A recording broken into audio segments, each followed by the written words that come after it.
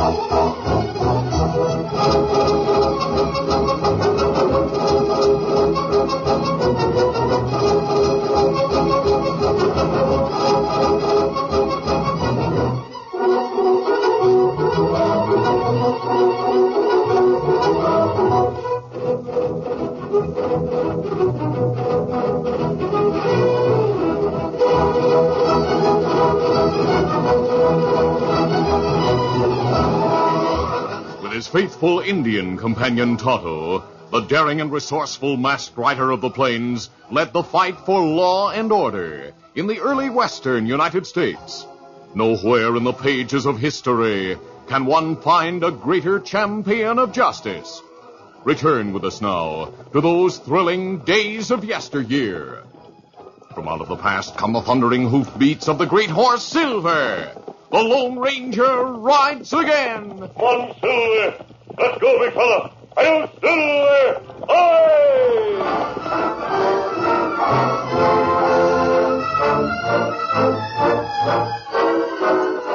The Lone Ranger and his Indian companion Tonto rode northward from El Paso, along the river trail into New Mexico territory.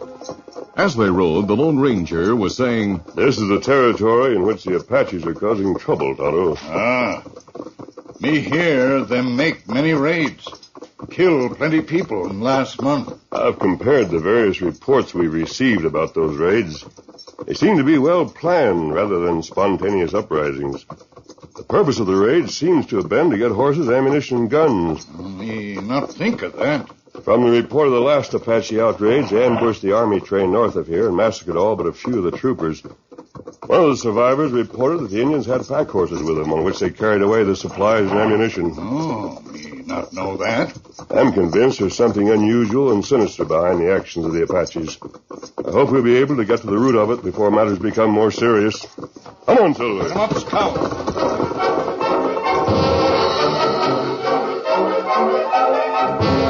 The following day, the commanding officer at Fort Newton in New Mexico territory pounded his desk with his fist in frustration as he spoke heatedly to his aide, Lieutenant Perry. Brave thunder, Lieutenant Perry, this situation is intolerable.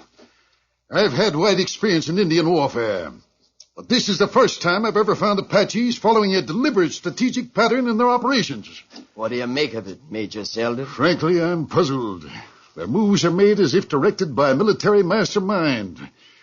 What's more puzzling is that they seem to know every move we make.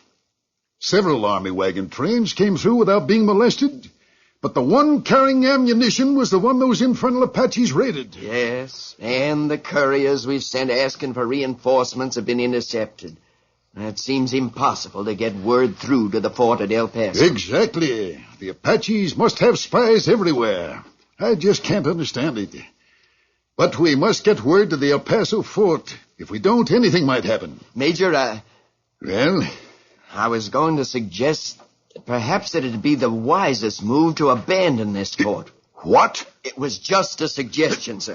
I can't believe you'd even harbor such a thought, Lieutenant. The settlers living near this fort must be protected. But what protection can we offer them if we can't get reinforcements? If the Apaches suddenly decide to turn their full strength against the fort, what then? We'd fight to the last man.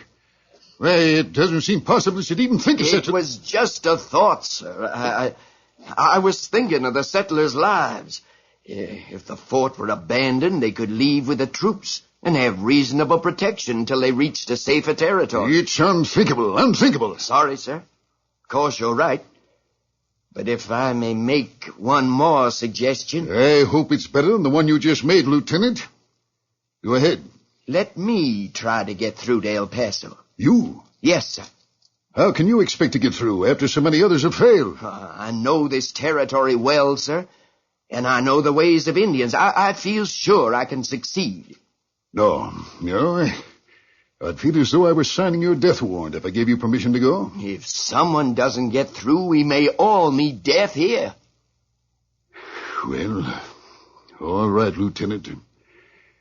You have my permission and my blessing. I sincerely hope you succeed.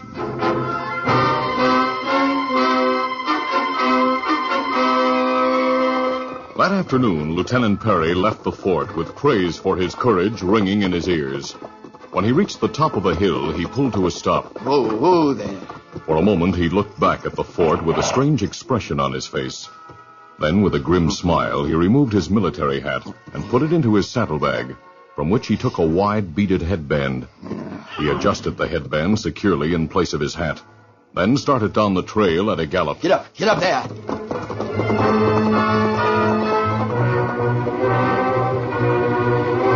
The Lone Ranger and Tonto were riding up the trail toward Fort Newton when Tonto suddenly spoke. Look, Kimasabi. Me see dust cloud over rise in distance. Yeah, someone coming toward us. We'll turn into the gully until he passes. Come on. Come, Scout. Come, fella. Easy, Scout. Easy, Scout. Easy, fella. Who's Scout. Easy, setting up. Fella. The horseman will pass in a moment. Him not see us here. Him coming over rise now. You see him through brush. I see him, too. Get up, boy. Get up. Him wear army uniform. But look, he's wearing a beaded headband in place of his army hat. That's strange. Very strange. He wore the uniform of a cavalry officer and a headband of beads. I'm curious about him. Let's trail him and see where he goes. Come on, Silver. Come up, Scout.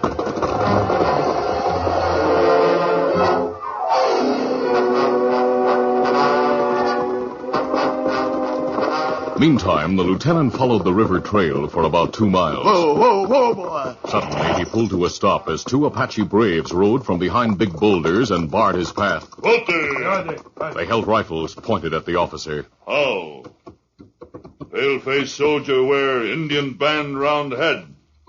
You come. We take you to White Chief. The lieutenant hesitated a moment. The Indians still kept their rifles aimed at him, and he realized he had no other choice but to go with them.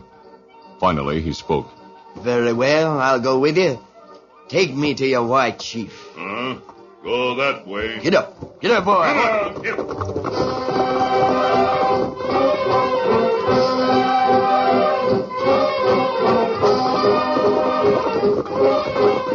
A short time later, the Lone Ranger and Tonto stopped at the place where the lieutenant had met the 2 Indians. Easy, steady, big fella. The army officer stopped here, Tonto, then turned from the trail. Him leave here with 2 who ride Indian ponies, Kimasabi. Mark show them come from behind boulders. Them ride way with army feller.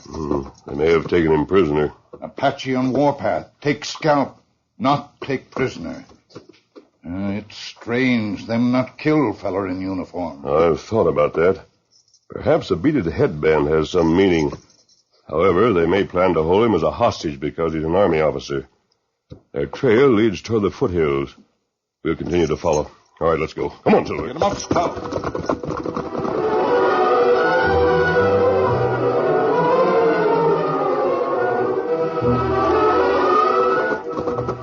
The 2 Indians and the lieutenant rode into the foothills for some time. Finally, they entered a deep-set, narrow valley, and the officer realized he had reached the Apache's camp. He and his 2 escorts stopped in front of the chief's wigwam. Steady, boy. The lieutenant waited beside his horse as the chief came from the wigwam, accompanied by a man in the uniform of a French army officer. Good afternoon, Captain Cabo. You are a most welcome visitor, Lieutenant. Chief Big Hawk, this is the American officer with whom I made friends in El Paso. How? Friend of white leader, welcome to Apache camp. How, Chief Big Hawk? Captain, the headband you gave me was a pass of safety. Oui, Monsieur Lieutenant. Big Hawk has given orders to all Apache braves to respect the beaded headband. I am glad our many talks down in El Paso have convinced you to aid in the great cause, mon ami. In spite of all our talks, Captain, I don't know exactly what your cause is. I shall tell you briefly. As you know, Napoleon III has placed Maximilian on the throne of Mexico and has given him military support. Yes, I know. It is Napoleon's desire to strengthen Maximilian's position among the people of Mexico so they will accept him more readily. I've heard Maximilian has great opposition. Oui, unfortunately. But your activity among the Apaches, what about that? Oh, mon ami, the people of your country will think there is just another big uprising of the Indians. What they do not know is that when the settlers here have been terrorized and the few garrisons depleted and weakened in New Mexico, soldiers loyal to Maximilian and trained by Napoleon's officers will move in from the mountain region south of here and take the territory for Mexico. And you believe such a move will cause the Mexican people to look with favor on their new emperor? Of course. They will rejoice that the territory is once more under Mexican rule. White leader promise Apache much land.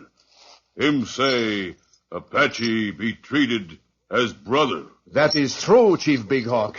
We are allies, and together we shall be able to conquer our enemies. Such a move may result in war with the United States, Captain. My friend, your country is having internal troubles at the present time that may mean a civil war.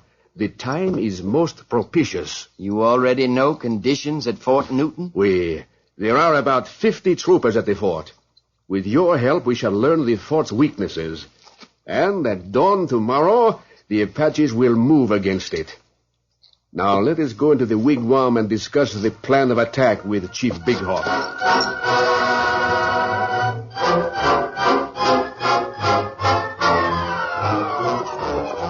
The Lone Ranger and Tonto followed the trail of Lieutenant Perry and the 2 Apaches through the foothills. Tonto noticed many Indian signs along the way, but he and the masked man managed to reach a ridge overlooking the camp in the valley without mishap. They pulled to a halt. Easy, steady. Our Apache camp, Kemosabe. I'll use my field glasses. A moment. What you see? The officer we saw wearing the headband is talking to a man in what seems to be a French officer's uniform. That's strange. Now they're going into the chief's wigwam. The officer we saw must have come from Fort Newton. Him traitor, maybe. Yes. There's several hundred braves in that camp, Tonto. The troopers must be told about them. If Apache wants trail to fort, it not be easy to get through. They'll most likely be watching the trail south to the Fort of El Paso, too. Me not savvy how fella from fort ride trail without harm from Apache. Either he's known to them or has something to indicate that he's friendly to them. I think... Tonto, that beaded headband. That must be it. Don't you have a beaded headband in your saddlebag? Here, headband. Good. If we're right, this should guarantee my safety on the trail to Fort Newton. Tonto, you head for El Paso and tell Colonel Harris what we've seen. Be careful. Take back trails when possible. Me be careful. I'm sure the colonel will remember you.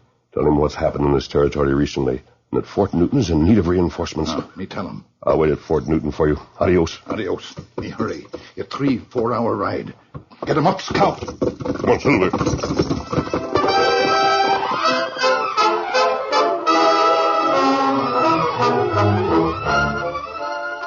The curtain falls on the first act of our Lone Ranger adventure. Before the next exciting scenes, please permit us to pause for just a few moments.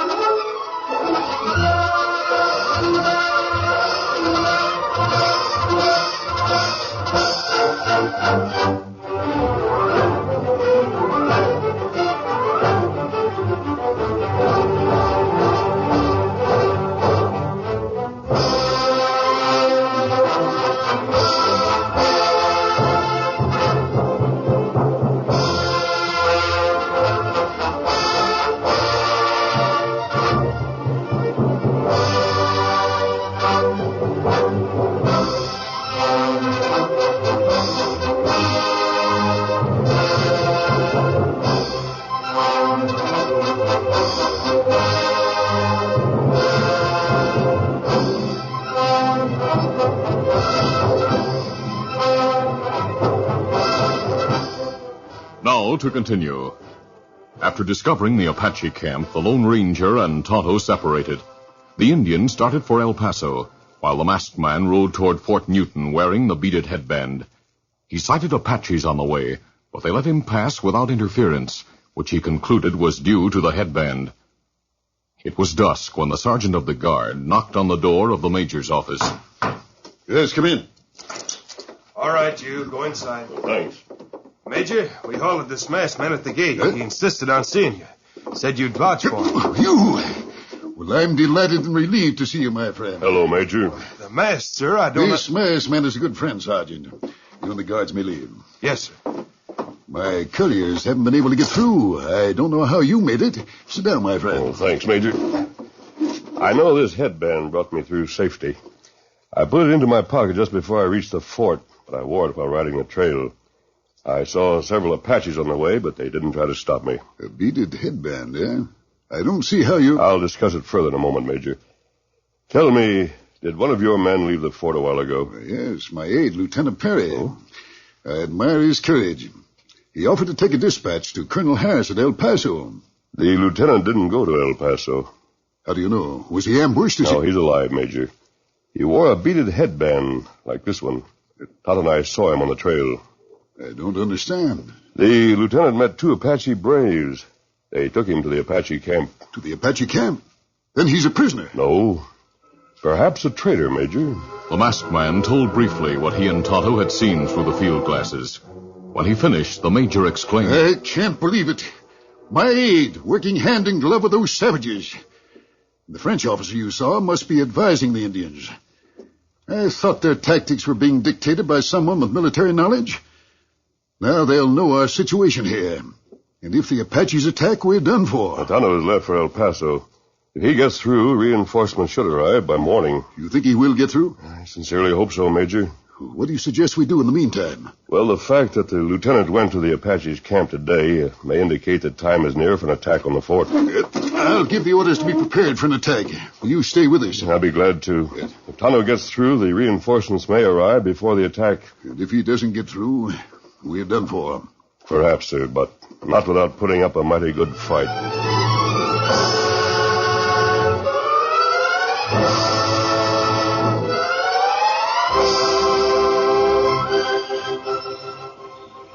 That evening in the chief's wigwam, the French officer, Captain Cabot, was talking to the lieutenant and Chief Big Hawk. It is settled that we attack the fort at dawn. Apaches soon take fort. Fort Newton is stronger than you think. Of course, with so few men to defend it, it'll eventually fall under the attack. It must be taken quickly, and with as little loss of braves and ammunition as possible. That's right. I have an idea, Captain, that'll make the capture of the fort easy. Oh? And just what is the idea, mon ami? You plan to have the Apaches hidden just over the ridge in front of the fort at dawn. Oui?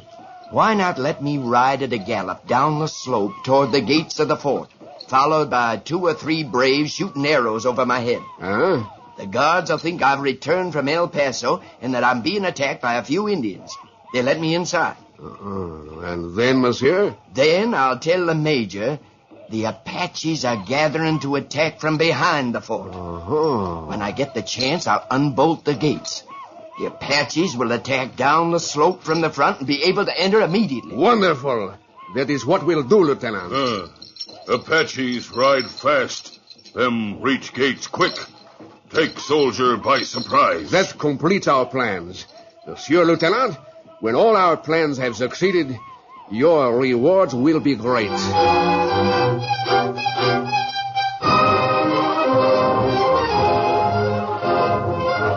During the night, there was great activity inside the fort, as settlers straggled in after being warned that an attack was possible, and everyone prepared for the expected fight.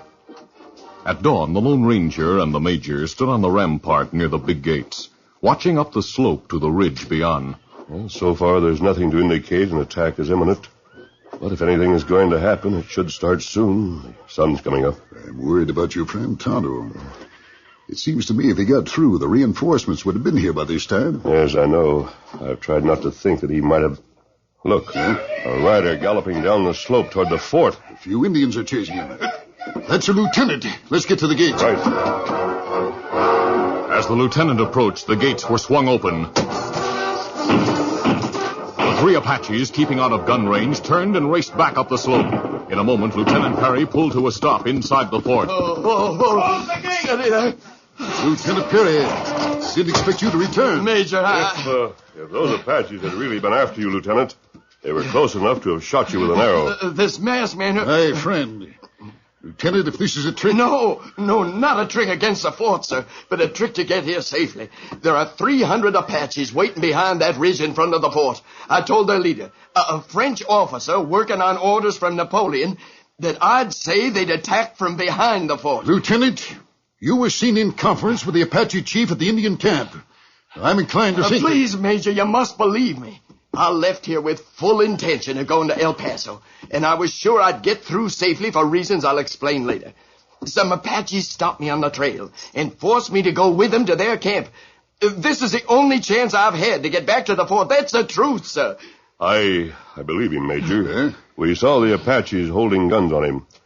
I suggest you alert the troopers. The attack will come in a moment. Sergeant, alert the men for the attack. Yes, sir. The Frenchman, Captain Cabot, must be captured, sir. He's very dangerous, and he alone controls the Apaches at this time. I hope we can trust you, Lieutenant. He can be watched closely until we're sure, Major. Meantime, I think he is telling the truth. We'll see if... The Indians are coming over the ridge. Have the men hold their fire until the Apaches are close enough for effective shots. Hold your fire until I give the order. The Indians swarmed down the slope, heading directly for the gates. When the front gates were within gun range, the Lone Ranger spoke. Now, Major. Open fire!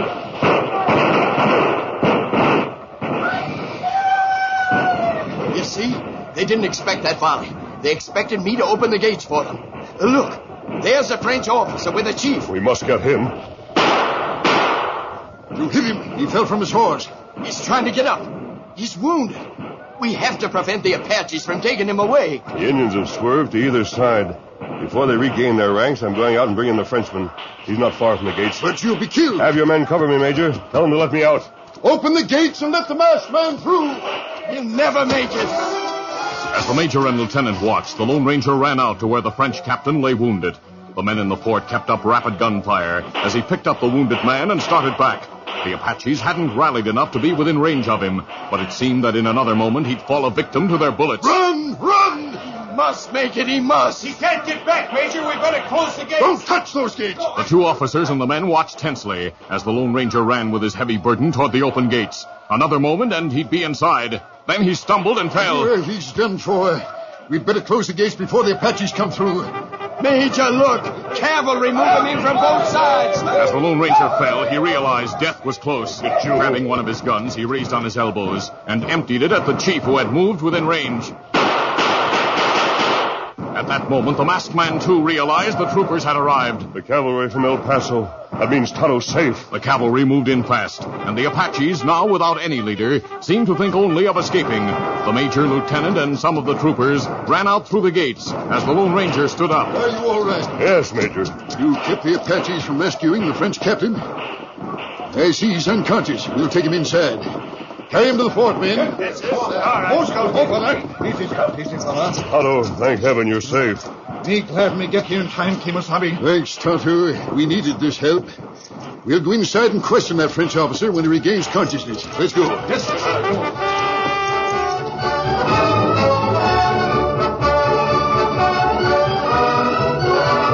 Later, the major, with the Lone Ranger, Tonto, and the lieutenant, stood beside Captain Cabot's cot. Well, Captain, your big plans have fallen through.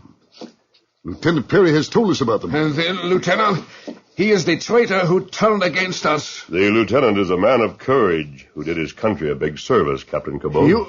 That mask, I do not understand. Another great man of courage, Captain. In spite of the lieutenant's efforts, your savages might have succeeded if it hadn't been for the masked man and his friend. I am a French officer of Napoleon's army. If I know anything about Napoleon III, he'll deny he knew of your plans, Captain, and leave you in the hands of our government for punishment. Lieutenant, I owe you an apology for thinking you were a traitor. I don't blame you for thinking that, sir. I met Captain Cabot in El Paso a month ago. I'd celebrated a little too much, and as most soldiers do, was complaining about certain things in the service. He approached me with the idea of throwing in with him, and I let him think I was willing. Oh, you Americans, I do not understand you. You complain loudly about everything, but it means nothing. We reserve the right to complain openly about matters, Captain. That's one of the rights freedom gives us, a right people in many other countries don't have. But actions speak louder than words, and the complaining soldiers will fight to preserve that right, along with others. Very true, sir. When I hear my men complaining, I'm satisfied.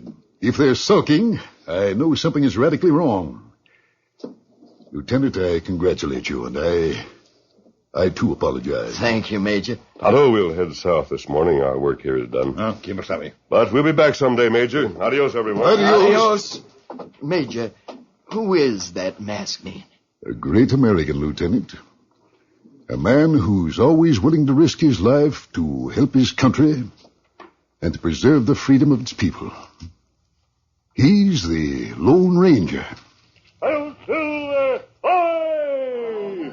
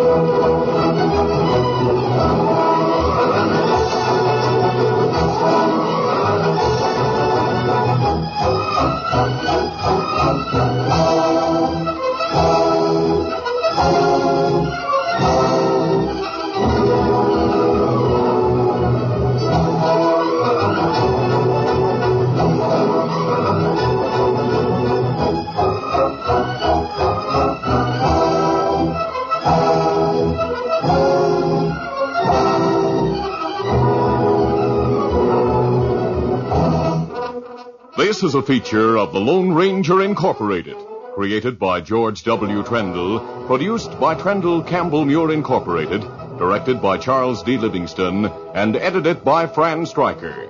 The part of the Lone Ranger is played by